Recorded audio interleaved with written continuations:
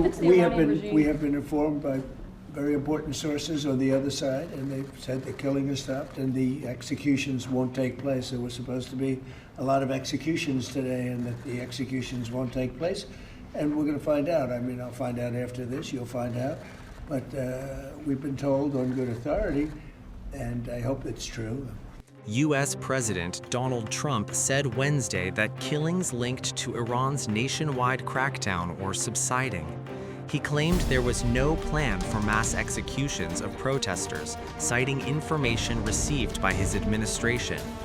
But Trump stopped short of ruling out military action, even as analysts warned that U.S. intervention could trigger a wider conflict. Mr. President, on Iran, you said that the killing has stopped. Who told you that the killings have stopped there? And We, if it's the we have Iranian been regime? we have been informed by very important sources on the other side, and they've said the killing has stopped and the executions won't take place. There was supposed to be a lot of executions today, and that the executions won't take place. And we're going to find out. I mean, I'll find out after this. You'll find out. But we've been told on good authority, and I hope it's true. Who knows, right? Who knows? We've Crazy seen the body world. bags, so how do you trust No, them? you've seen that over the last few days, and they said people were shooting at them with guns, and they were shooting back, and it's one of those things. But they told me that there'll be no executions, and so I hope that's true. Does this mean military action is now off the table against Iran? Well, we're going to watch it and see what the process is, but we were given a very good statement by people that are aware of what's going on. Is that still considering military action? Is When that they still a say threat? no executions, everyone is talking about a lot of executions were taking place today.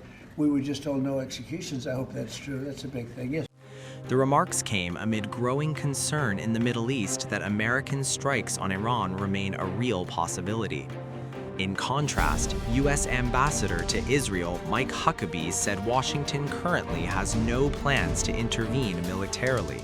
I don't think it's something the United States is actively engaged in trying to hasten anything. It's a matter of respect, and this is how President Trump has framed it. He certainly wants there to be recognition that the government of Iran should not murder its own people, should not injure them and hurt them because they're protesting. They have a right to protest, and they're protesting about legitimate things. I don't think that right now the U.S. or Israel is making plans to engage. I don't know what may happen. I simply don't know. I would be totally out of my league if I said, here's what will happen. We don't know. But I'm not hearing anything at this point where America is preparing to engage militarily. If they change their mind, I'm sure they'll tell us all. But right now, it's really a matter of watching what is an organic movement coming up from very, very disgruntled, rightfully so, Iranian people who have decided that they can't keep going on like this. Iranian officials directly contradicted Trump's claims, signaling that fast-track trials and executions remain imminent. Tehran also warned it would retaliate if the United States or Israel intervened in what it calls domestic unrest. Iranian Foreign Minister Abbas Araghchi attempted to lower tensions, urging Washington to pursue negotiation rather than force. And is currently considering taking some form of action to support the protesters on the ground. If you have a message you'd like to convey to him, what exactly would that message be? My message is do not repeat the same mistake that you did in June. You know, if you try a failed experience, you will always get the same result. And determination also cannot be bumped. Now, Iran has proved to be ready for negotiation, for diplomacy. We have proved that in the past 20 years, in 2015, and will be again in 2025, every single time. But it was the US who always escaped from diplomacy, who cut the diplomacy short and opted for war. Meanwhile, Iran abruptly shut its airspace to commercial flights for several hours without explanation. Tehran temporarily closed its airspace for more than 2 hours, allowing only limited international flights with special clearance, according to flight tracking data. The protests now represent the gravest challenge to Iran's clerical leadership since the 1979 Islamic Revolution. officials say more than 2,000 people have died, while rights groups believe the true toll is far higher. With airspace closures, threats of retaliation, and conflicting U.S. signals, the region remains dangerously close to escalation.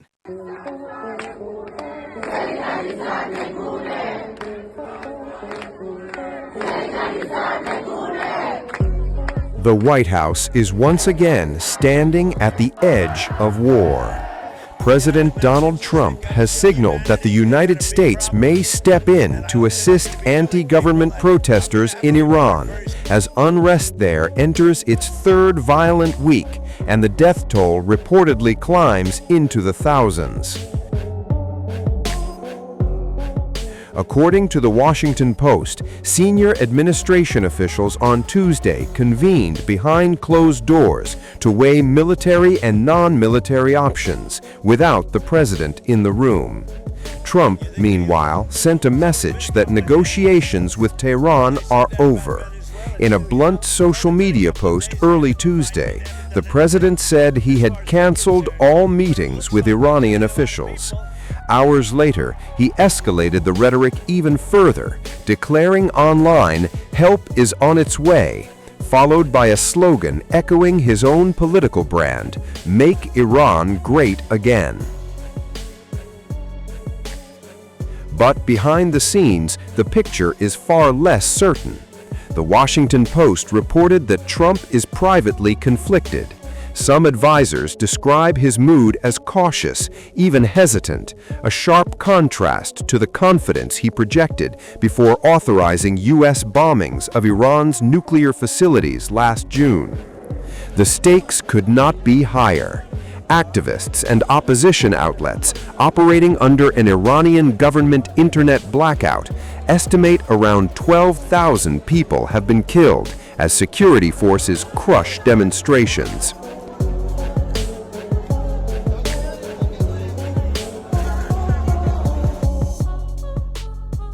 Trump has repeatedly warned that continued violence against protesters could trigger U.S. military action.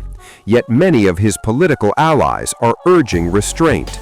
They warn that striking Iran could entangle the U.S. in another prolonged Middle Eastern conflict, the very scenario Trump once promised to avoid under his America First doctrine. Critics fear a miscalculation, a failed operation, or the collapse of Iran's government could leave behind chaos, civil war, or an even more radical regime.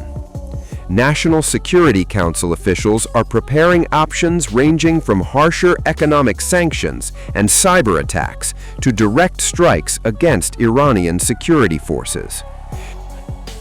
European allies say Washington has quietly asked for intelligence on potential targets, though officials insist nuclear facilities are not currently on the list. Iran's defenses are already weakened after Israeli airstrikes last year and a brief U.S.-Israeli war in June. But the Pentagon remains deeply concerned about retaliation. American military assets in the region are limited, stretched thin by recent operations in Venezuela. Despite the public saber-rattling, diplomacy appears frozen. Gulf states like Oman and Qatar have attempted to mediate and received no response. Inside Trump's own coalition, the fault lines are growing.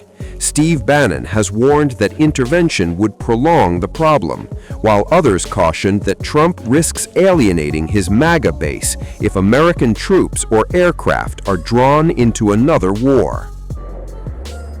For now, the president is keeping his intentions deliberately vague, but as protests rage, bodies mount, and the world watches, the question remains unanswered: whether Donald Trump will step back or push the United States into yet another conflict.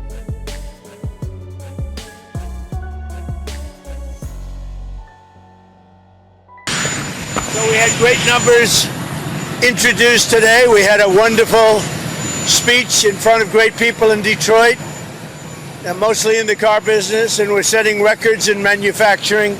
It's going very well. I think people appreciated what I had to say in terms of the numbers.